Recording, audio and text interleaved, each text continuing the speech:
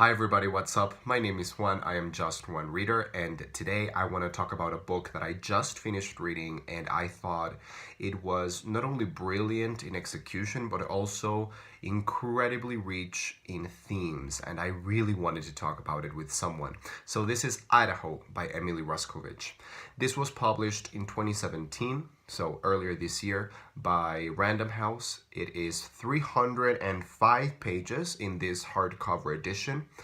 Prior to this novel, Ruskovich had already published some short stories in various magazines, so she is a talented writer. She actually won the O. Henry Prize or award for one of her short stories called Owl. So, definitely she has talent. And to think that she came up with this as a debut novel, I think is nothing short of formidable. I really, really loved this book. I almost gave it 5 stars. You know me, I'm really picky. When I love a book, I always think, yeah, but why is it not a 5-star reading? And if I can come up with some reasons, then I don't give it 5 stars, because I like my 5 stars to be like books that I think were flawless or that I enjoyed so much that I could not give them any less than 5 stars. So this was not a 5-star, but this was like 4, between 4 and 5, that kind of gray area. But it was an amazing book. And to think that this was a debut novel, man, I wish I could ever write something like this. I'm not a writer, but just imagine having the talent. So I'm just going to tell you first a little bit of the plot. Not a lot, because I think the plot in particular is something that you want to avoid when you are reviewing this book, because it's really cool to experience it as you read on. Then I'm going to tell you the prose, the things that I really enjoyed and that I thought were my personal, the highlights of the book for me. Then I'm going to tell you the one issue that I had, which is really just a tiny little con, but it is a small issue that I have, and the reason why I didn't give it 5 stars. And then I will tell you my conclusions and whether I think this is a book worth reading or not. Okay, so first, the plot. And again, no spoilers, no reveal. I'm just going to tell you a little bit what to expect. So Idaho is about this family who live in Idaho in the mountains, and they have like a very rural kind of life. They have a farm, and they go into the woods to gather firewood and stuff.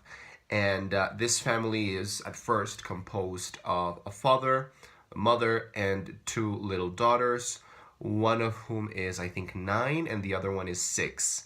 And one day they go to collect firewood in the mountains, and something happens that is never really fully explained. We never really know what actually went down, but there's something that happens with a hatchet, and basically we find out very early on that the mother killed one of the daughters and the other daughter ran away and disappeared and is missing.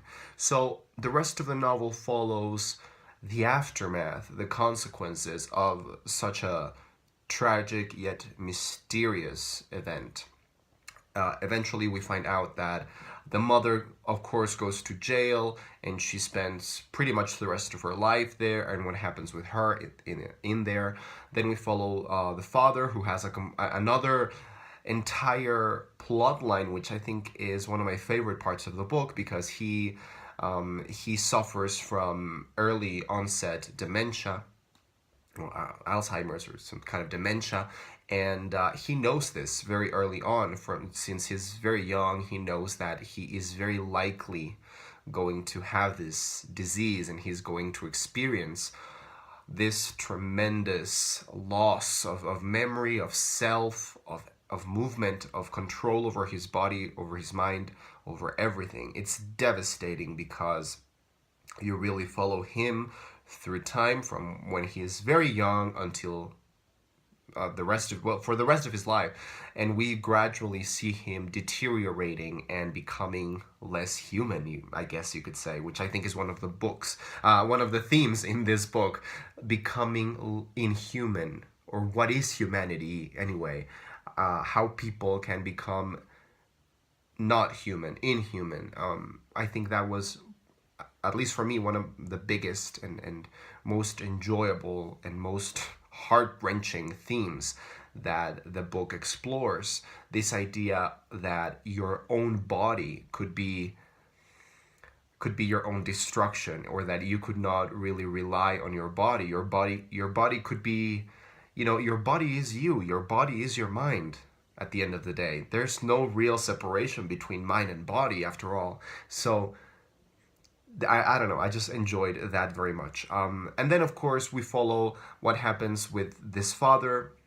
Later on in life, he gets remarried, and then we follow that second wife. She's, at least in my eyes, she is the protagonist, because we kind of see her story, the story of everybody from her point of view. At least that's how I interpreted it. But it's really a book that is told from different points of view, from different characters. You know, different characters have different chapters. It's also a book that jumps back and forth in time, so it can be disorienting a little bit and confusing, and it can disorganize you. But I think that is part of the themes that the book wants to explore. This idea of confusion, of mystery, but not mystery in the thriller, Agatha Christie kind of way, but rather the very things of our own human condition and our human nature that cannot be explained. And I think that thing that happened in the woods with the mother and the hatchet and the daughter, that's kind of a great image to represent that one day something just goes wrong and there's no turning back, and it becomes a turning point in your life. So yeah, that's the plot of the book, basically, to sum it up. Now, the prose, the things that I really enjoyed were, of course, the themes. I think that's my favorite thing, because I had never read a book that focused so much on memory, loss, confusion. This kind of haziness is part of the writing. I mean, as you read, you are confused, you are sort of you feel like you're not really understanding something. There's something that escapes you as a reader. And I think that the fact that Emily Ruskovich was able to plant those themes and those sensations in the writing, like she was able to embed that into her prose, I think that is real talent. And that's why I think this book is really just kind of an amazing masterpiece of a debut. The writing is quite lyrical sometimes, without being too much, without being over the top, but the writing is just beautiful. It's quiet. It's a quiet book. It is slow. You really feel everything that you should feel. You feel that time is kind of stale, and it's kind of quiet in the mountains, but at the same time it's incredibly aggressive and violent and sharp.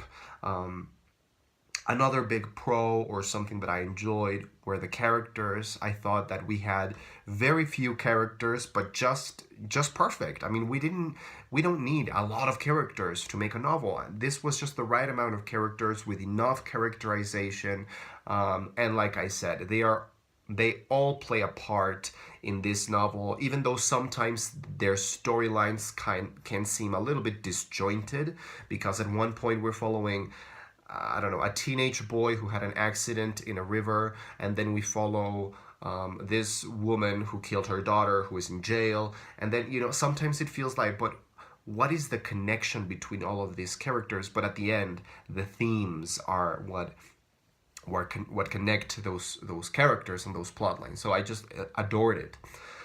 It's also a very atmospheric book. You really feel like you're there in the cold mountains. It's definitely one of those books that, if you enjoy books that are that the prose feels like a presence, and that the setting feels more like a character, then this is for you. However, I did say at the beginning of the video that I did have one big issue. Well, it's not really a big issue. It's kind of a small issue, but it did make a difference in my enjoyment of the book. Like I said, I thought this book was almost perfect. I mean, from what I've said in this review so far, you would think that this book was an absolute masterpiece and perfection for me. It wasn't. It was very close, but the thing that got me was I thought it was a little bit too long, and you will notice that this book is only 305 pages long. That's not a lot. That's kind of a great length for this novel, apparently.